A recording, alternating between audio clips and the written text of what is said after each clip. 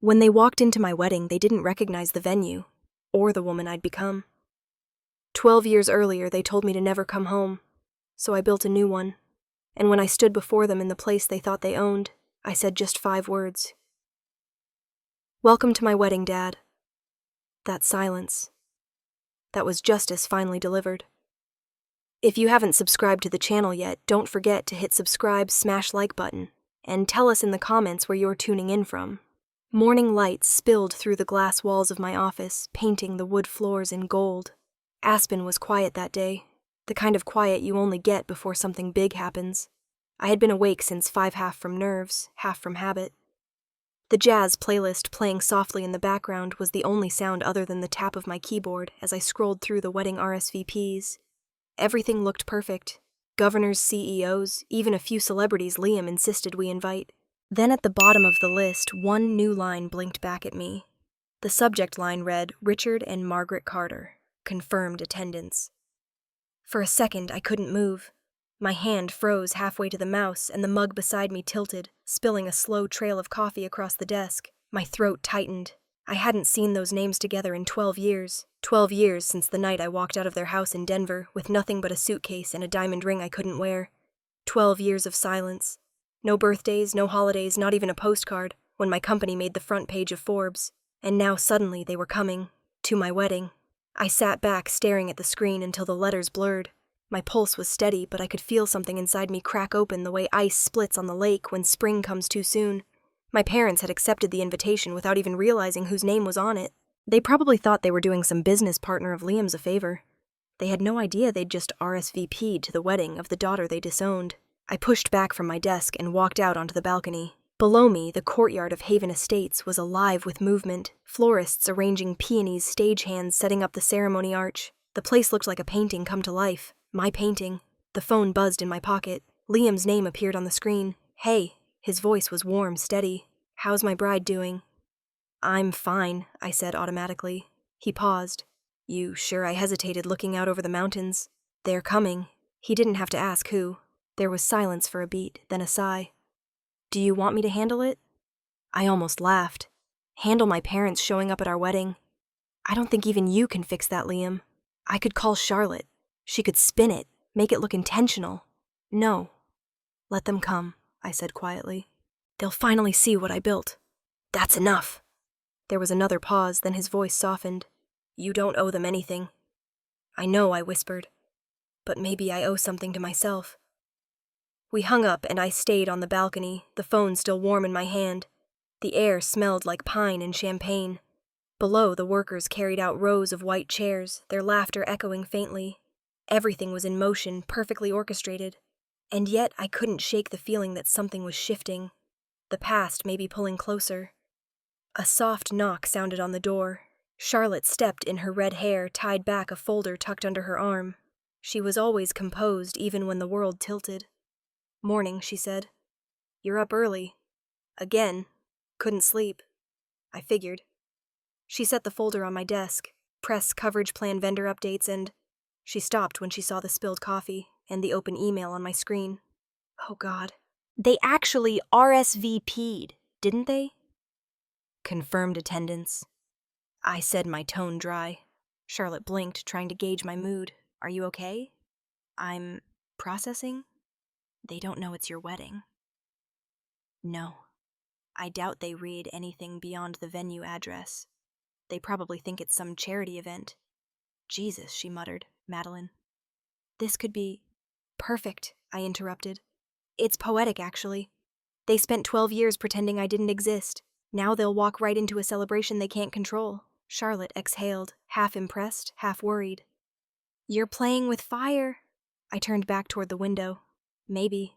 But I built the fireplace." She smiled faintly. "Just promise me one thing, don't let this become about them."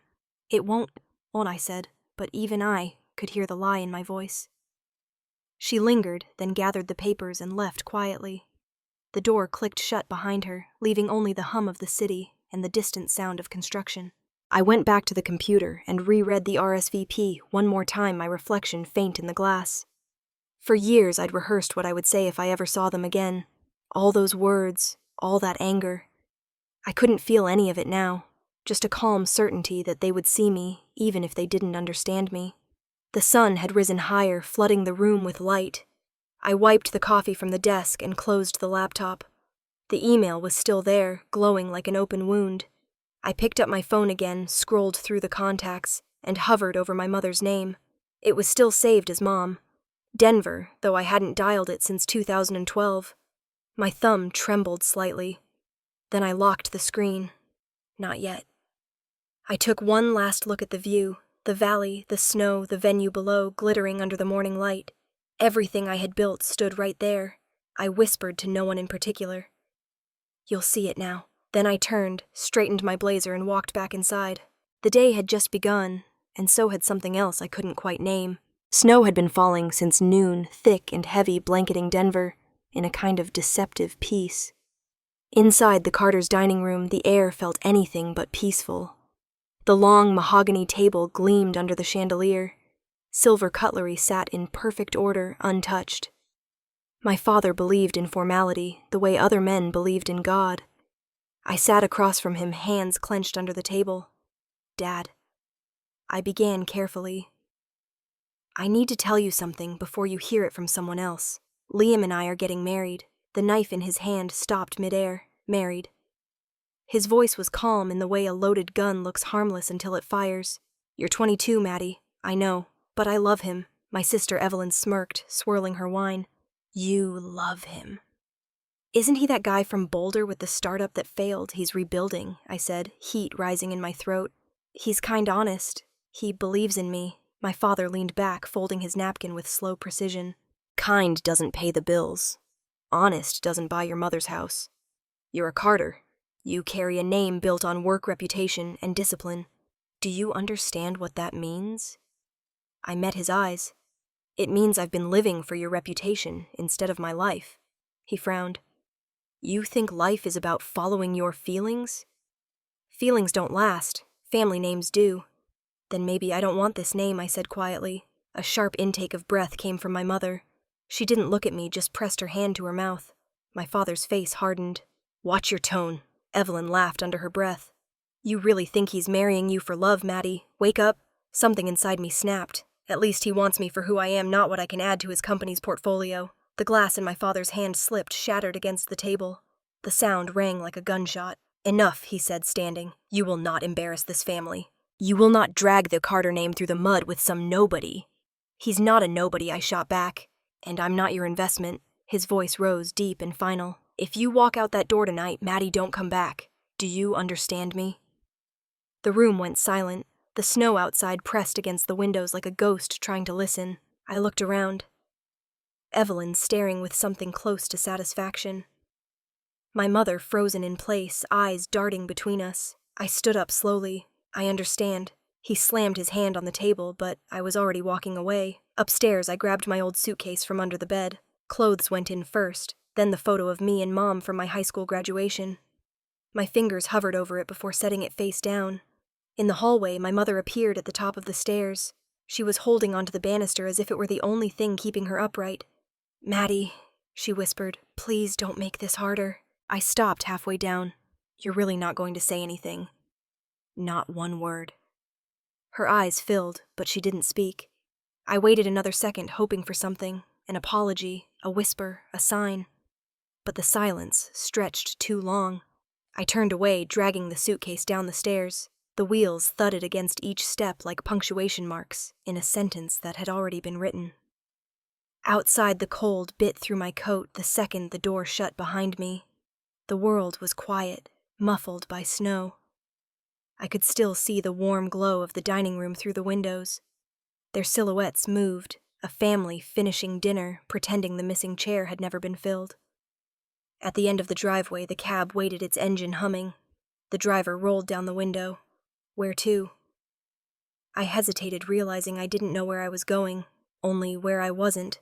"The bus station," I said finally. He nodded. I climbed in the suitcase beside me, the smell of leather and coffee filling the car. As we pulled away, the Carter house grew smaller in the rearview mirror until it disappeared into the snow. The bus station was nearly empty. The ticket clerk looked half asleep, a styrofoam cup of cocoa steaming beside him. "Destination?" he asked. I looked up at the departure board. The next bus was heading west, to Aspen. I'd never been, but I remembered Liam mentioning he'd been offered contract work there. Aspen, I said. The man tore the ticket, slid it under the glass. Leaves in 15 minutes. I found a seat near the window, pressing my forehead to the cold glass. My reflection stared back. Hair loose, eyes rimmed, red lipstick smudged. I didn't recognize that girl, but maybe that was the point. The snow kept falling soft and endless. Across the aisle, an old woman hummed quietly to herself, knitting something pink and small. For the first time all night, I felt a strange calm, as if the worst had already happened, and there was nothing left to fear. When the bus engine rumbled to life, I took a deep breath and closed my eyes. The motion rocked me gently as the city lights faded behind. When you get pushed out of the place you once called home, you learn to build your own. That thought settled somewhere deep inside me, steady and warm as the highway stretched into white silence. The old warehouse didn't look like much from the outside, just a sagging roof, chipped paint, and a faded for-lease sign half buried in snow. But to us it was everything. Liam kicked the door open that first morning, his breath fogging in the cold air. "Home sweet office," he said, grinning. The air smelled like dust and sawdust. I pulled my sleeves up and started sweeping. It took us weeks to clear it out, scraping floors, painting the walls white, dragging in secondhand furniture. The heater wheezed like an old man, but worked just enough to keep us from freezing. We had a single folding table, 2 mismatched chairs, and an old printer that Liam swore was vintage. I remember him setting it up with an extension cord that barely reached the wall. "State of the art," he said proudly. I laughed until tears stung my eyes. By March, we had our first batch of flyers printed, Carter events, custom weddings and celebrations in the Rockies. The name made me pause every time I saw it. Carter. I hadn't spoken it aloud in years. Liam noticed. "You sure you want to keep that name?" he asked one night while we were stapling flyers at a diner. "Yeah," I said, eyes on the paper. "It's a reminder of who I was, of who I'm not anymore." He nodded. Not pressing. That was Liam. He didn't push, he built. Quietly, piece by piece. We'd work all day, then hand out flyers to hotels, bakeries, ski lodges. Anyone who might know someone getting married in Aspen. Most people smiled politely and tossed them aside. I learned to smile back anyway. One afternoon, as we were hanging a banner outside, a woman in a puffy red coat stopped. "You do weddings?" she asked. "Yes, ma'am," I said, quickly straightening the banner. She hesitated. "My niece's ceremony was just canceled because the venue flooded. Think you could pull something together in 3 days?" Liam and I exchanged a look. "Absolutely," I said, even though we didn't own a single chair. That first wedding nearly broke us. We borrowed decorations from friends, begged a local bakery for a last-minute cake, and hosted the entire thing right there in the warehouse. But when the bride cried walking down the aisle, lit only by string lights, we hung ourselves. I knew we'd done something real. After the guests left, Liam collapsed onto the floor, arms spread. If we survived 3 more weddings like that, we're either rich or dead. I sat beside him, laughing through exhaustion. Maybe both. For a while, things were steady. A booking here, another there. Charlotte showed up 2 months later, hair tied up, laptop in hand. "I quit my job," she announced. "PR firm in Denver. Too many liars. Not enough stories. I'm yours now. You can't just..." I started, but she cut me off. "Don't argue. I'm doing this pro bono until you can pay me. But when you do, you owe me steak dinners for life." That was Charlotte. Fearless, sarcastic, and somehow the missing piece we didn't know we needed. Together, we started building something that looked almost like a business. She got us a feature in a small local magazine. 2 dreamers turning a warehouse into Aspen's newest event venue, the headline said. I clipped it out and taped it above my desk. Then came the storm. December 2014. The kind of blizzard that eats sound. All our clients canceled within hours. Roads closed, airports shut down. The bookings we'd counted on vanished overnight. By evening, Liam was pacing. "We're down to 1 propane tank and half a loaf of bread," he said, only half joking. Snow beat against the windows in sheets. The power flickered once, twice, then went out completely. I grabbed blankets and lit candles, the flickering glow making the warehouse look softer, almost safe. Around midnight, a knock echoed at the door. Liam froze. "You expecting someone?" I shook my head. He opened it to find a couple standing outside, middle-aged faces red from the cold. Their car had broken down a mile away. They'd been driving through the pass to visit family for Christmas. Please, the man said, shivering. We saw the lights. We brought them inside, set them by the small wood stove, gave them tea and the last of our bread. They told us stories about their children, about the house they'd built together. I watched them, wondering what it would feel like to have something that steady. By morning, the snow had stopped. The man shook Liam's hand before leaving. You two are good people, he said. Good things find good people. 2 weeks later, he called again. He owned a small hotel in downtown Aspen. A couple's looking for a planner. I gave them your name, he said. That single referral changed everything. From one wedding came 3 more. From those 3 came a dozen. By spring, our calendar was full. Some nights after everyone left, I'd stay behind, turning off lights one by one, listening to the hum of the heater. I'd run my hand along the old wooden beams, the paint we'd splattered in our first week still visible. I'd think about Denver. The cold marble floors, the perfect silverware, my father's voice echoing in that house. I thought about the silence that followed me after I left.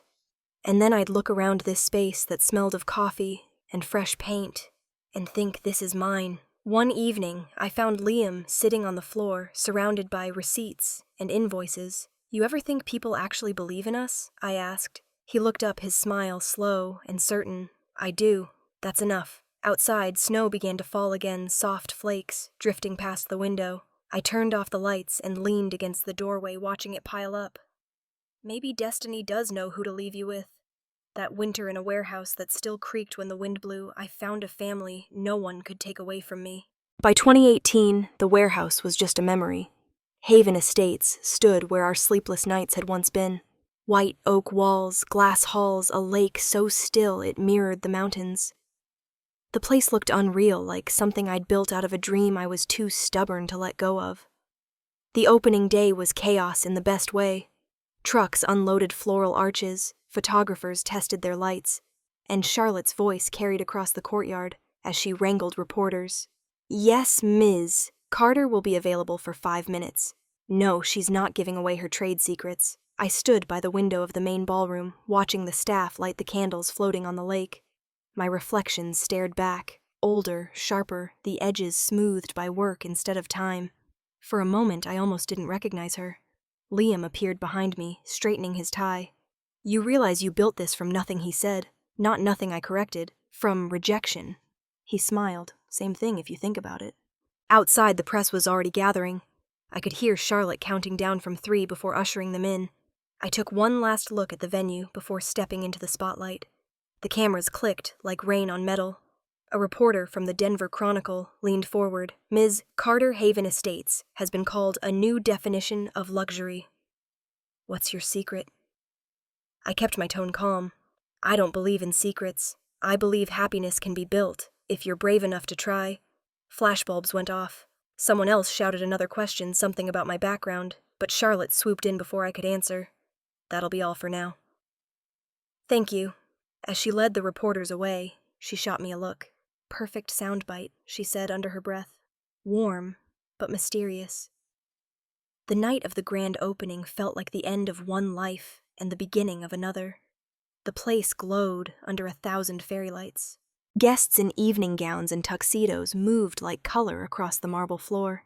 A jazz band played near the terrace, and laughter floated over the water. Charlotte handled the photographers while Liam and I made rounds, greeting investors, local officials, friends who'd believed in us when no one else had. Every handshake felt surreal. I'd spent years fighting to be taken seriously, and now people looked at me like I was a headline come to life. But even with all the noise and congratulations, I couldn't stop glancing toward the end of the ballroom. On a shelf above the fireplace sat a photo frame. Small, silver old, my parents, Evelyn, Noah. A picture from my college graduation. I hadn't meant to bring it. Charlotte must have unpacked it by accident when she decorated the office. I walked over when no one was looking, picked it up. Their faces smiled out at me like strangers. Dust had gathered on the glass. My hand trembled slightly as I turned the photo face down. The metal made a soft sound against the wood.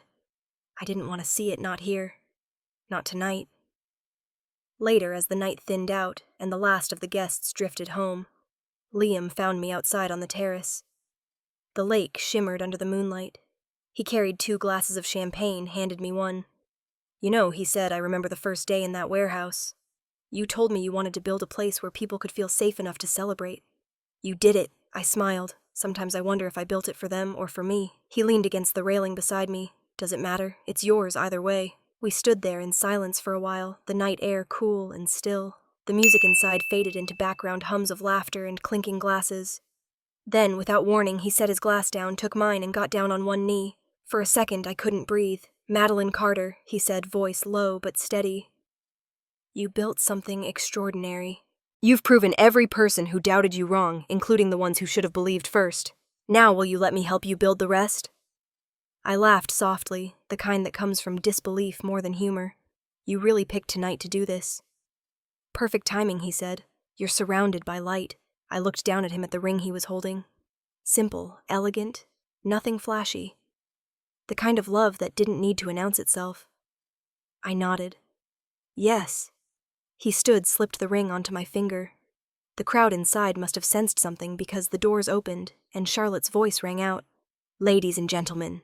She said yes. Cheers followed, and I felt my cheeks burn. But even as I smiled, part of me drifted away. To Denver, to that night in 2012, to the echo of my father's voice. It was strange how memory could still sting after you thought you'd healed. When the celebration wound down, I returned to my office, now half lit by the glow from outside. The silver frame still lay face down on the shelf. I reached out, hesitated, then left it that way. Through the window, the reflection of the venue lights shimmered on the lake's surface, fractured but beautiful. Success doesn't erase the past. It just changes the light you see it in. The morning the call came and the sky over Aspen was the color of steel. I was sitting in my office at Haven Estates, signing the last page of a partnership deal that would expand us into California. The contract still smelled of fresh ink when Charlotte burst through the glass doors, phone pressed to her ear, face pale. "She wants to talk to you," she said without preamble. "Who? Olivia Trent. Financial Daily. She's doing a profile on women in hospitality. National coverage." I frowned. "We already turned down Forbes last month." "I know, but this one's different," Charlotte said quickly. "She's local, says she wants a human story, a positive one." Human stories always came with a price tag, I thought. Still, the offer was too tempting. The upcoming wedding would put Haven Estates in every luxury magazine. A friendly feature could seal it. "Fine," I said. "Set it up." 2 days later, I walked into the studio they'd built in an old library downtown. Bright white walls, cameras, microphones, the works. Olivia greeted me with a practiced smile and a handshake that lasted half a second too long. "Thank you for coming, Carter," she said. "I've wanted to meet the woman who turned an abandoned warehouse into an empire." "Empire's a stretch," I replied, sitting down. "But thank you." She laughed softly, signaling the crew to start. The lights came up. Hot, blinding. She flipped through her notes. "Let's start simple. What drives you?" "Discipline," I said, "and the need to prove I can do something that lasts." Her pen scratched against paper. "Did anyone ever tell you that you couldn't?" I smiled faintly, more times than I can count. "Because you're a woman. Because I wasn't the kind of woman they expected." I said. Olivia tilted her head, eyes narrowing slightly like she was trying to read between lines I hadn't written. "You've spoken before about independence. Where did that come from?" I hesitated, then shrugged. "From having to earn it." She smiled as if she understood. But there was something too polished in that smile, like she'd already written my answer. After an hour, she wrapped up the shoot. "You're very good on camera," she said, standing. "The audience will love you. Let's hope they love the business more," I said, shaking her hand again. Back at the office, Charlotte replayed the footage on her laptop, squinting. "She's fishing for something." She murmured, "I can feel it." "Then let her fish," I said. "I gave her nothing she can twist." A week later, I woke up to a phone vibrating itself off the nightstand. Dozens of notifications lit up the screen. Texts, emails, news alerts. The first headline froze me in place. "The disowned daughter marries the millionaire who built her empire." Underneath it, my college photo smiled back at me. A younger version of me, one I'd buried a long time ago. Charlotte called before I could breathe. "Madeline, don't panic." "I'm not panicking," I said, voice flat. She dug up everything. The Denver years, your father. Even that quote from the graduation speech. She painted it like some redemption soap opera, let me guess. I said, tragic daughter. Cold father rags to riches. Exactly. And it's everywhere. She tagged your company, your personal account, the comments. Charlotte stopped. Don't look. But I did. They poured across the screen. Admiration, pity, speculation. She's proof money fixes everything. Guess daddy issues pay off sometimes. Iconic revenge story. Each word hit harder than I wanted to admit. Meanwhile, in Denver, another kind of storm broke out. I didn't have to be there to picture it. My father sitting in his office, headlines spread across his desk, his face tightening as he read the words disowned daughter. I imagined the sound of glass breaking, the same sound that ended our last dinner together 12 years ago. Later that day, Charlotte showed up at my door with her laptop under her arm. It's bad, she said. Your father called the reporter's editor. He's threatening to sue for defamation. I laughed once, humorless. That'll go well. Nothing says dignity like a man suing over his own behavior. Do you want me to issue a statement? No, Maddie. I said no. I repeated quietly. The word hung in the air, heavier than anger. I walked to the window. Outside, snow flurries danced across the courtyard. Staff were clearing paths for guests, the world moving as if nothing had changed. Liam found me there hours later, still staring out. He didn't say anything at first, just placed a mug of tea beside me. His hand brushed my shoulder. You've been silent all day, he said. That's the idea. They'll twist your silence into guilt. Then let them, I said. They've already decided who I am. I can't outtalk that. He turned me gently to face him. We can't control them, but we can control us. We can control how we react. I studied his face, the calm certainty I'd leaned on for years. You think silence counts as control? I think it's the only kind that lasts. I smiled then, faint but real. Good, because I've chosen it. Later that night, after everyone left, I sat in the dim office, with only the glow of the city through the glass. My phone still buzzed every few seconds, messages from people I hadn't heard from in years, some congratulating me, some pretending to care. I turned it face down on the desk. The silence felt thick, but strangely familiar. The truth, once it's spoken, never goes quiet again. And maybe it shouldn't. The boardroom in New York looked like a glacier carved into glass. Cold light poured through the windows, turning every reflection into something sharp. Richard Carter stood opposite Victor Langford, the man whose smile never reached his eyes. A folder lay between them on the polished table. Victor leaned back, voice smooth as steel. You want control back, Mr. Carter. We both know she's made you a ghost in your own industry. Richard's jaw tightened. She's humiliated me, my name, my company, everything I built. And now the press is circling her like she's a saint. Victor said, but there are ways to balance perception. He opened the folder. A partnership. Langford Development invests in Haven Estates through a silent holding firm. Your legal team signs off the merger. In 6 months, we control the brand quietly. You win your family back and I gain a foothold in the Aspen market. Everyone wins. Richard stared at the paper. You can actually do this? Victor smiled. We've done worse. The pen clicked between Richard's fingers. For a moment he hesitated, then signed. Across the country I woke up to an email with the subject line, Urgent Partnership Review. Rachel. My corporate lawyer had flagged it at 3 a.m. I scrolled through the thread, my stomach tightening with every word. The Colorado Business Bureau had opened an investigation into Haven Estates contracts. Someone had filed a complaint. I called Noah before coffee. He answered on the second ring. Hey, Maddie, I was going to call you. What's going on? I cut in. Why is the Bureau investigating my company? There was a pause. You're not going to like the answer, Noah, he sighed. There's a new joint filing between Langford Development and Carter Realty. It gives Langford temporary consulting rights over your venue expansion. And Dad's signature is on it. I didn't speak for several seconds. My reflection in the office glass didn't move either, like I'd turned to stone. Are you sure I checked twice? He said quietly. He's working with Langford. I think he's trying to buy back control. I leaned back in the chair, the air suddenly thinner. Outside, the early light over Aspen made the mountains look too calm, too innocent for this kind of betrayal. Thank you for telling me, I said finally. You could fight it, Noah added. Rachel's good. She'll find a way. I don't want a private fight, I said. He wants to play it in public, fine. By noon, Rachel was in my office, her briefcase already open. They're moving fast, she said, sliding papers across the desk. Langford's lawyers are setting up the narrative that they're rescuing your company from financial instability. It's nonsense, but it'll spread. So what's our move? Transparency, she said. You don't hide. You go bigger. If they want the public's attention, we'll make sure the public sees everything. A full audit, open contracts, and your voice front and center. Charlotte was sitting on the couch, arms crossed. So basically, we turn their ambush into free PR, Rachel nodded. Exactly. A silent counterattack. Let them drown in their own noise. I looked from one woman to the other. Both had stood beside me long enough to know my tells. Do it, I said. That evening, the press team filled the office.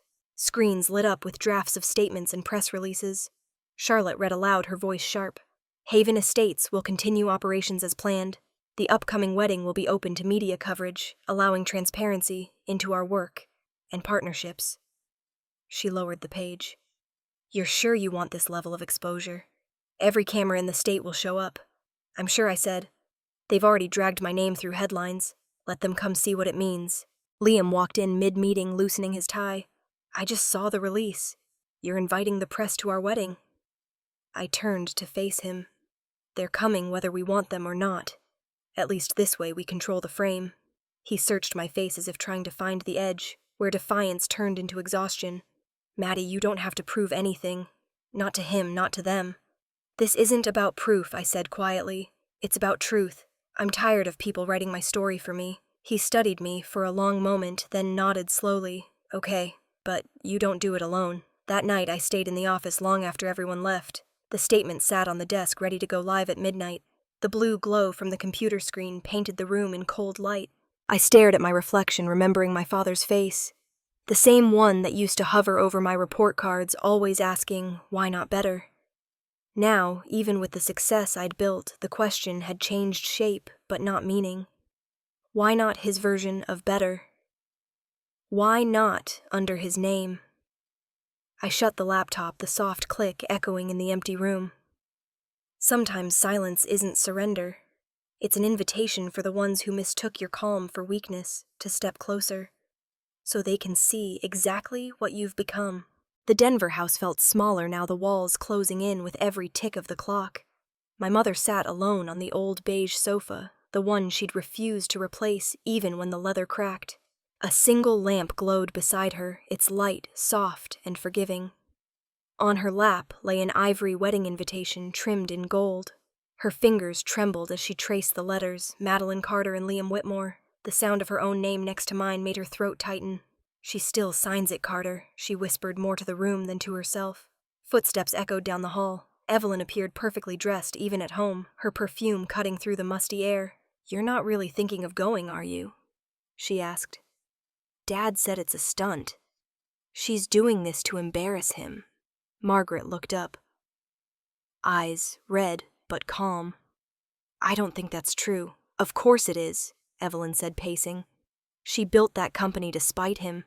You showing up there would just make things worse. Her mother's voice softened, though every word shook. I stayed quiet once before, and it cost me a daughter. I won't let silence cost me again. Evelyn crossed her arms. You'll just make him angrier. Then he'll have to be angry alone. For a moment they stood in silence, the same battle lines that had existed for 12 years hanging between them. Then Margaret rose, folded the invitation carefully into her purse, and walked past her daughter. Outside the night air was sharp, the kind that bites at skin and memory. She loaded her suitcase into the back seat of her old silver Volvo, turned the key, and the engine coughed to life. The headlights cut through the falling snow as she pulled out of the driveway. The drive to Aspen took 4 hours. The highway wound through the mountains, each turn revealing new ridges dusted in white. The radio crackled between static and old love songs, the kind she used to hum when my father was still kind. At one point she passed a billboard glowing faintly through the mist. Haven Estates, where dreams begin. She gripped the wheel tighter.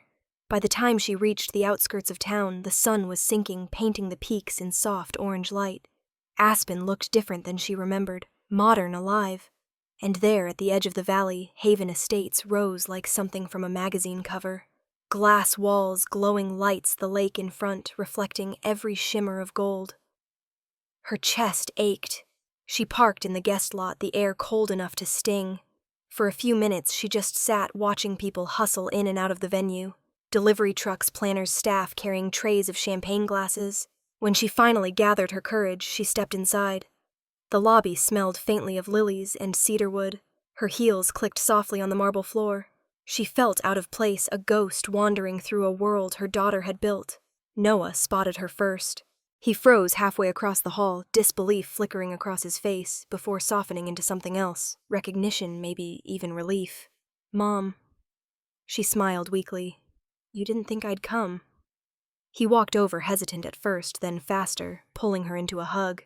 "I didn't think you'd be allowed to," he murmured. "Neither did I." She laughed softly, the sound cracking halfway. "But I needed to see her, even if it's from a distance." "You don't have to hide," he said. "She'd want to know you came." "I'm not sure she would," Margaret said. "Not after everything." Noah looked like he wanted to argue, then stopped. "She's stronger than you think. I know," she whispered. "That's what scares me." From the corner of the lobby, Charlotte appeared, tablet in hand, mid-conversation with a caterer. She stopped when she saw Margaret, her eyes narrowing before recognition dawned. For a second, she seemed torn, defensive instinct against compassion. Then she stepped forward. "Mrs. Carter," Charlotte said cautiously. Margaret smiled. "Just Margaret, please." Charlotte nodded. "Maddie doesn't know you're here, does she?" "Not yet. I didn't want her distracted. I just wanted to see." Charlotte studied her a moment longer, then said quietly, "She's been waiting 12 years for someone from that house to walk through these doors. Whether she admits it or not." Margaret's breath caught. "You think so?" "I know so." Noah put a gentle hand on his mother's shoulder. "Come on. I'll show you around before she gets back." They walked through the halls together, past glass panels, and soft lighting, each step a mix of pride and guilt. Margaret's eyes moved across the space. The architecture, the floral arrangements, the framed photos of couples smiling under the Aspen sky. She stopped in front of one picture, the caption reading, "Designed by Haven Estates, built by heart." "Built by heart," she murmured, tracing the words with her finger. "She always had more of that than any of us." When they reached the main hall, she stopped. Through the wide doors, the staff were rehearsing tomorrow's ceremony. The chandeliers glowed gold, and the piano played softly. "She did all this," Noah said. Margaret nodded, tears slipping quietly down her cheeks. "I thought I understood what pride felt like. I was wrong." Charlotte's voice was gentle behind her. "She gets it from you." They left her alone after that. Margaret wandered to the front entrance as night settled fully. The lake outside shimmered under the lights, its surface still. She stood before the glass doors, her reflection blending with the golden interior. "For years I thought my mother chose pride over me, but looking at her shadow, there fragile and brave, I understood. She just never knew how to keep both." Inside, the chandeliers dimmed one by one, leaving only her silhouette against the glass, the past and the present finally breathing the same air. Morning broke over Haven Estates like a rush of light spilling through every window. The grounds buzzed with motion. Staff stringing up chandeliers over the courtyard. Florists unloading boxes of ivory roses. Sound technicians testing microphones with sharp bursts of static. The hum of activity carried through the air, a mix of excitement and tension. The calm before the storm. Charlotte moved briskly across the lobby, her heels clicking on marble, a clipboard clutched in one hand. "I just got confirmation," she said as soon as she reached me. "Financial Daily is sending 2 camera crews. And national TV. We'll be here. Apparently, your wedding is the story of the season." I sipped my coffee, scanning the schedule on my tablet. Let them come. If anyone needs to learn what truth looks like, they can learn it here. Charlotte stopped short, searching my face. "You're really calm about this." "Calm is all I have left," I said. "If I panic, they win." Her sigh was half admiration, half disbelief. "You make sealants sound like strategy." "Because it is," I replied. Outside, through the glass walls, the early sunlight caught the snow still clinging to the peaks. For a moment, the world looked almost pure. Then Liam appeared, a binder tucked under his arm, his tie loose. "Morning," he said, his voice warm, but edged with concern. I checked the layout for the reception hall. "They're still behind on the lighting setup." "They'll catch up," I said, not looking up. He hesitated, flipping through the papers. That's not why I'm here. When I finally met his eyes, they were shadowed with worry. The press. They're not coming to celebrate us, Maddie. They're coming to provoke you. They'll push until you give them something. I won't give them anything I said. They can shout until their throats bleed. I'll still be smiling. He frowned. You can't fight noise with silence forever. I don't need forever, I said quietly. I just need tomorrow. Charlotte glanced between us, sensing the shift, then excused herself. I'll check on catering, she murmured, slipping away. Liam stepped closer. You don't have to turn this into a war. I met his gaze steady. It already is one.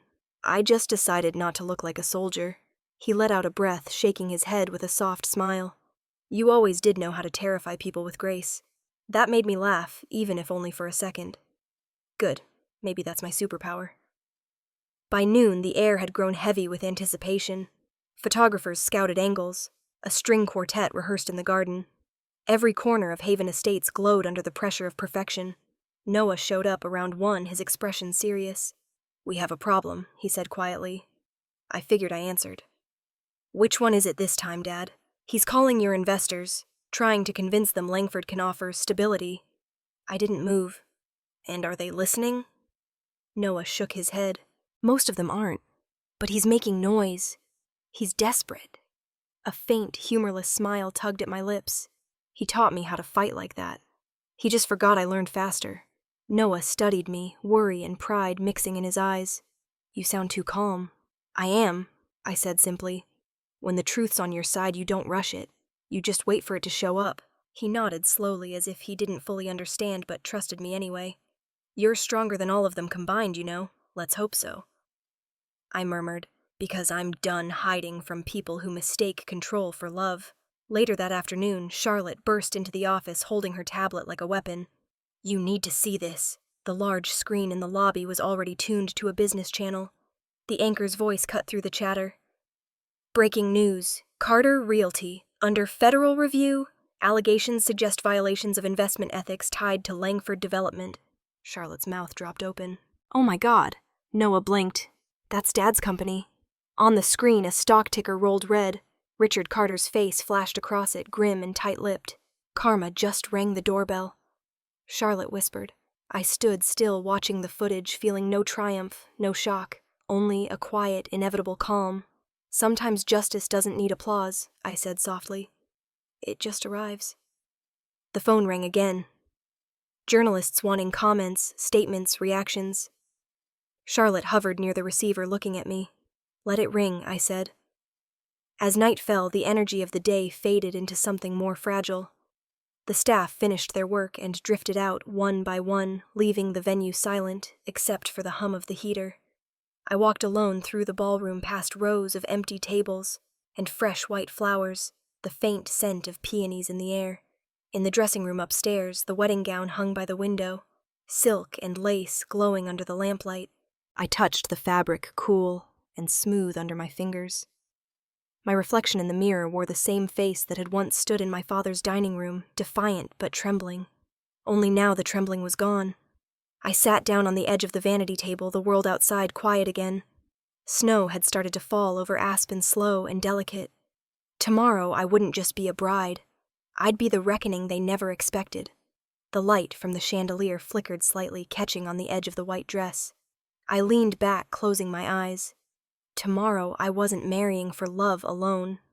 I was marrying for closure. And in its own way, that was another kind of vow. The morning of the wedding rose bright and cold, the kind of crisp blue sky that made Aspen look painted. By 9 o'clock, the first guests were already arriving. Sleek cars sliding up the drive, their reflections glittering against the snow. Inside the glass walls of Haven Estates, every candle was lit, every flower in place. It looked perfect, almost too perfect. From the balcony above the courtyard, I watched the black convoy pull through the gates. 4 cars, identical windows tinted. The lead one bore the Carter Realty emblem. My breath hitched, even though I had prepared for this moment. Below, Richard Carter stepped out first, my father, the man whose voice could fill a room even when he whispered. He adjusted his tie, surveyed the property with the faintest smirk. Impressive, he said, to no one in particular. A shame it doesn't belong to Carter Realty. Margaret followed behind, dressed in a navy suit, hair pinned perfectly. She looked smaller than I remembered, fragile under the weight of her own choices. "You're right," she said quietly. "It doesn't belong to Carter Realty. It belongs to our daughter." He shot her a look sharp enough to cut glass. "Don't start, Margaret." Evelyn stepped out next in heels too high for the snow, her coat the color of champagne. "This is what she built," she said, glancing at the building. "I still can't believe it's real." Margaret touched her hand gently. "Maybe it's time you start." Inside, Noah was waiting in the grand foyer, his nerves written all over his face. He spotted them first and straightened. "Dad, Mom." Richard's expression didn't change. "You didn't think to mention what Noah asked, though he knew exactly what. That this," Richard gestured toward the banners. "The floral arch, the framed monogram reading M&L, belongs to your sister." Noah met his father's stare. "I thought you'd find out soon enough." They walked together through the lobby, the hum of music filling the space. Guests turned to greet them, but whispers started to ripple through the crowd. Cameras followed the movement like predators catching scent. I could almost feel it from upstairs, the air changing, the sound of history starting to crack open. When they entered the main hall, Margaret stopped short. Ahead of her, lining the entryway, were large photographs mounted on easels, portraits of the bride and groom taken under Aspen's winter sun. In the center was one massive frame, me and Liam, standing hand in hand on the frozen lake, my veil trailing like snow behind me. She gasped softly. "Richard, look." He followed her gaze, and the color drained from his face. For a heartbeat, he didn't move. The realization hit him like ice water. The wedding he had been mocking, the venue he had criticized, the empire he'd tried to control. It was all hers, his daughter's. Margaret's hand rose to her mouth. "It's her," she whispered. "It's Madeline." Evelyn froze, her voice barely audible. "She invited us." Richard didn't answer. His jaw clenched, his hands curling into fists. The murmurs around them grew louder. Someone whispered, "Isn't that Richard Carter?" The father from the article. Another voice followed. The disowned daughter. Then came the first flash of a camera, and another. The sound spread through the hall like a storm breaking. Richard turned sharply to Noah. "You knew!" His voice was low, dangerous. Noah didn't flinch. "I did. And you said nothing. For once, I thought silence might be the right choice." Richard's face darkened. "You think this is funny? You let your sister humiliate me in public." "No," Noah said evenly. "She didn't humiliate you. You did that yourself." The words landed like a blow. Even Evelyn looked away.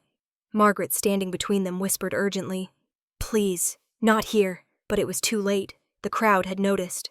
The guests were no longer pretending not to listen. Even the reporters who'd been milling around started lifting their cameras higher. I watched from the second-floor landing, hidden behind the curtain, every second burning into my memory. Charlotte appeared beside me, whispering, "It's happening." I didn't answer. I just watched. Below, my mother's eyes lifted toward the balcony, as if she could sense me there. For a moment, our gazes met across the expanse.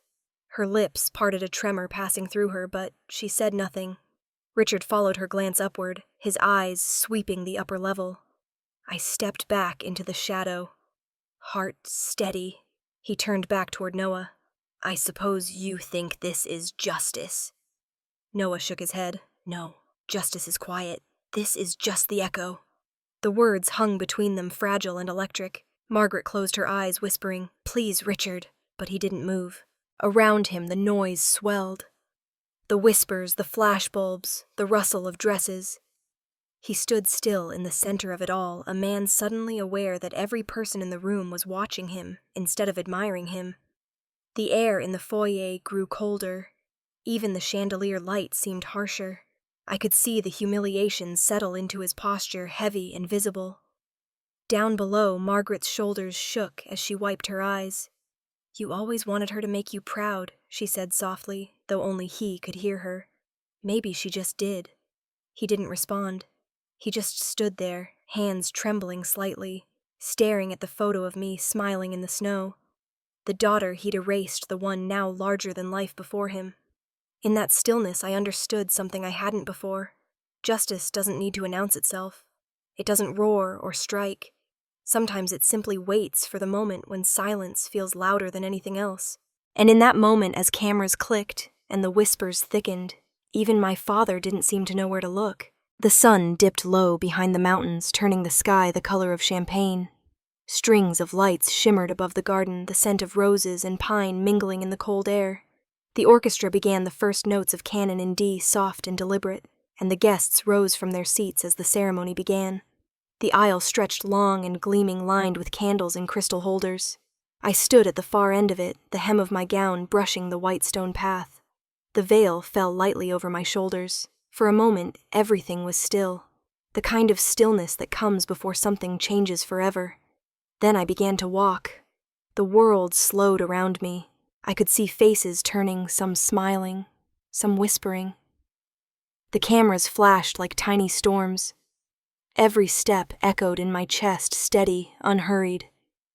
I had walked away from this family once. Now I was walking towards something that was mine. Halfway down the aisle, I caught sight of them. My mother frozen in her seat, her hands clasped tight around a bouquet she hadn't realized she was crushing. My sister Evelyn, eyes wide, mouth parted. And my father, Richard Carter, staring at me like he'd seen a ghost. His expression didn't change as I approached. Not pride, not anger, just shock. Maybe recognition, maybe regret.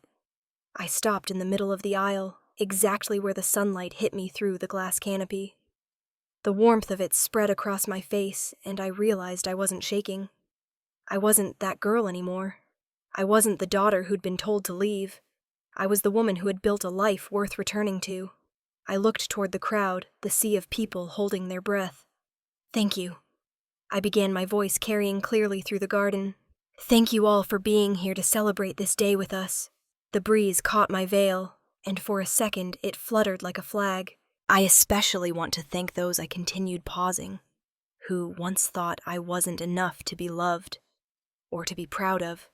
Your doubts taught me resilience. Your silence taught me strength.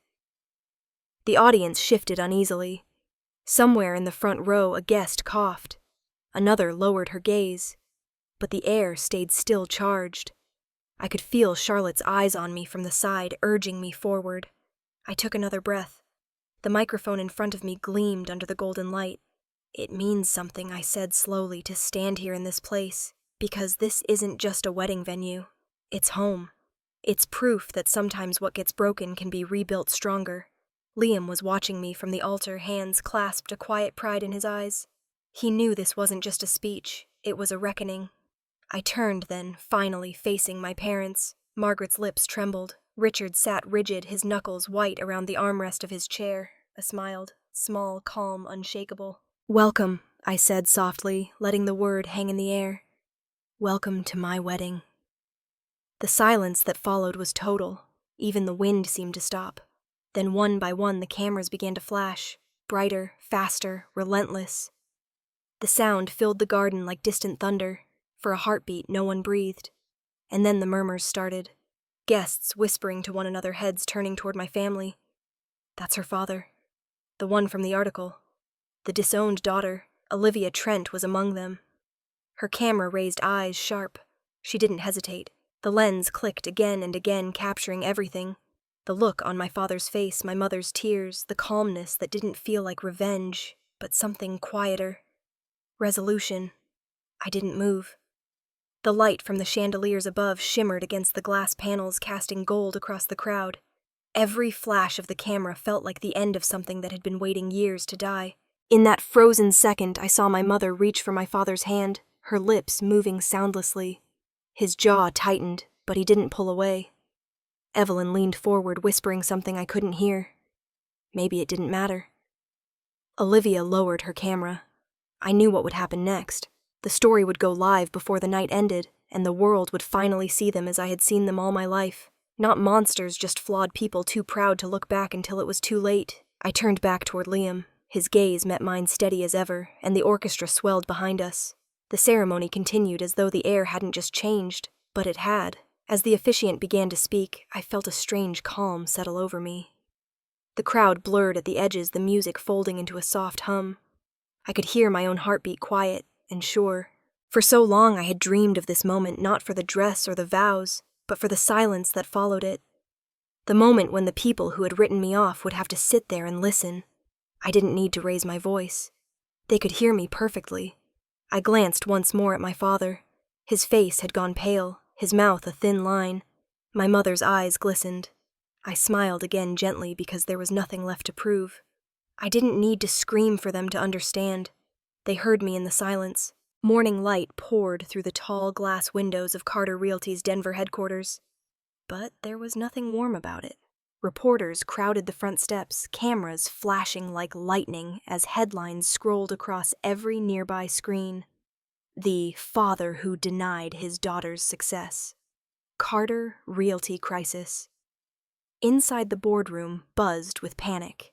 Executives whispered behind closed folders.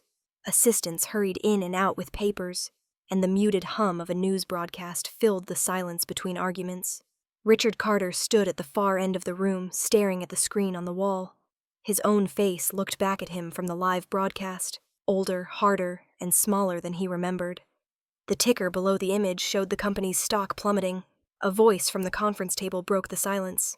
"We've lost 12% in 48 hours, one board member said. Investors are asking questions we can't answer. Another cleared his throat. The story's gone national. The shareholders want accountability. David Carter, his older brother and longtime partner, leaned back in his chair. Fingers steepled. You wanted your name to mean something again, Richard. Well, it does. Just not the way you hoped. Richard didn't respond. His eyes stayed fixed on the Carter Realty logo, etched into the glass wall.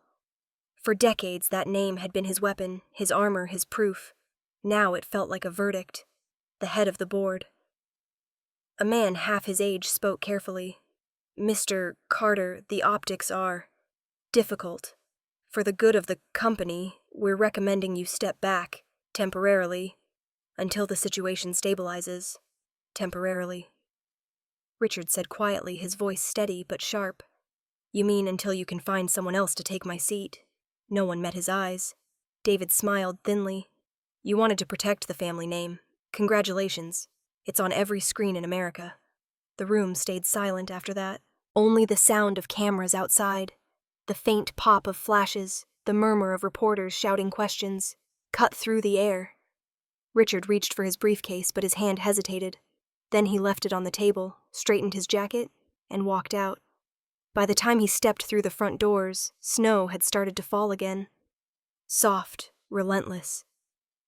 Reporters surged forward, microphones outstretched, their questions blending into one long roar. Mr. Carter, do you regret disowning your daughter? Is it true Haven Estates refused your offer? He said nothing, just kept walking. His breath clouding in the cold, his figure swallowed by white. In Aspen, the world was quiet. Haven Estates looked different the morning after, a little less polished, a little more human. The celebration had ended, leaving behind traces of laughter and candle wax and rose petals caught in the grass. I stood by the window in the main suite, still in the silk robe from the night before, staring out at the lake. Its surface was glassy and calm, as if nothing had happened. Behind me, I heard footsteps. You're up early, Liam said softly. Couldn't sleep, I replied. He came to stand beside me, following my gaze to the reflection of the venue in the water. It's beautiful when it's this quiet. Yeah, I said. Almost peaceful. A knock sounded at the door. Charlotte peeked in, hesitant. You have a visitor. Before I could ask who, my mother stepped inside. She looked tired, her eyes rimmed with the kind of exhaustion that comes from more than just lack of sleep. She was holding the bouquet she'd carried the night before, the flowers wilted slightly from the cold. Maddie, she said softly. I turned, unsure what to say. For a long moment, we just looked at each other. There were too many years between us. Years filled with words unsaid, calls, not made choices that neither of us could take back, she finally spoke. I came to say I'm sorry. Her voice trembled. Not for what he did, for what I didn't do. I thought staying silent would keep the peace, but all it did was keep me away from you. I swallowed hard. I don't want apologies, Mom. I just want you not to choose silence again. She nodded, eyes glistening. I won't. We stood there quietly until she set the bouquet down on the table. These are yours, she said. They should have been from me in the first place. I almost smiled. Thank you. Before either of us could say more, the door opened again. This time it was my father. He looked smaller than I remembered. The arrogance he wore like a suit was gone. He stood there in a dark overcoat, hair damp from the snow, his hands empty. For once, he didn't fill the room. Margaret took a step back, unsure. "Richard, I'll handle this," he said quietly. Then he looked at me. "You won." I met his gaze evenly. It wasn't a contest. His jaw tightened. "Don't pretend you didn't plan this. I didn't," I said. "But I didn't stop it either. You wanted control. I wanted peace. Turns out you can't have both." He looked around the room, the photos, the view, the elegance he used to mock. "You built this," he said finally. "Yes, you really don't need us anymore, do you?" I didn't answer. Because the truth was complicated. I didn't need them, but that didn't mean I hadn't wanted them once. He looked down, his voice quieter. "You've made your point. I wasn't trying to." I said, "I just stopped trying to lose." He stood there for a moment, then turned toward the door. As he stepped outside, the wind caught his coat. Snow fell heavier now, gathering on his shoulders, blurring his outline. Cameras clicked from the parking lot below, reporters waiting even here. He didn't speak to them either. Just walked into the whiteness until he disappeared. For a long while I stayed at the window, watching the flakes drift down. The garden looked soft again, almost untouched. Karma doesn't come when you call it. It comes when you've learned to be quiet enough to notice it. Behind me, Liam's reflection appeared in the glass. He didn't say a word, just slid his hand into mine, his thumb brushing my knuckles. The silence between us wasn't heavy. It was peace. A week later, Aspen felt like a different place. The snow had started to melt, sunlight glinting off the wet pavement outside Haven Estates. The venue was closed for winter break, its grand hall empty, quiet, at peace. Inside, the air smelled of dust and candle wax. The laughter, the music, the chaos. It was all gone now, leaving behind the kind of stillness that only comes after something is finally finished. I stood in the office, sleeves rolled up, stacking boxes of guest lists and flower invoices. Liam was taking down the last of the wedding photos from the hallway wall. Every frame left a pale square on the wood where light hadn't touched. "It feels weird," he said, "like we're cleaning up someone else's story." I smiled faintly. "In a way, we are. The story everyone thought they knew." He looked at me over his shoulder. "And the real one, that one's still being written." He nodded, satisfied with that answer. The door creaked open and Charlotte appeared, snowflakes clinging to her coat. Noah followed behind her, carrying a coffee tray. Guess what Charlotte said, breathless from the cold? "It's official. Carter Realty just released a statement. Richard Carter is stepping down. Voluntarily, of course." I arched a brow. "Voluntarily?" "Yeah, sure," Noah said, setting the coffee down. "They're calling it a strategic leadership transition, which is PR for disaster recovery." Liam chuckled. "You sound like Charlotte." Charlotte grinned. "I've rubbed off on him. He's starting to appreciate sarcasm." I leaned against the desk, arms folded. He'll have time now to figure out what success actually means. Maybe he'll even like the definition better this time. Noah tilted his head. "You're not angry, I thought about it." "No, not anymore. Anger was useful once. Now it's just heavy." Charlotte smiled softly. "You sound like someone who finally exhaled." Before I could respond, a knock came at the door. The mail carrier stood outside holding a small brown parcel. "Delivery for Ms. Carter," he said. I took it, signed, and closed the door. There was no return address, just my name written in my mother's handwriting. For a second, I hesitated, tracing the letters with my thumb before unwrapping it. Inside was a small jewelry box. When I lifted the lid, a silver wedding band gleamed inside, worn smooth by time. A folded note lay beneath it. The paper smelled faintly of lavender. "I hope you wear this not to remember me, but to keep believing in love." I sat down slowly, holding the ring between my fingers. It wasn't fancy, just a plain circle of metal, but it felt heavier than gold. The afternoon light hit it just right, scattering tiny reflections across the desk. For the first time in years, my chest didn't ache when I thought of her. It just felt full. Liam came over, resting his hands on my shoulders. "You okay?" "Yeah," I said, smiling at him. "I think I finally am." We packed up the rest of the day in easy silence, Charlotte and Noah teasing each other. Liam humming along to an old playlist. When the last box was taped shut, I turned off the lights.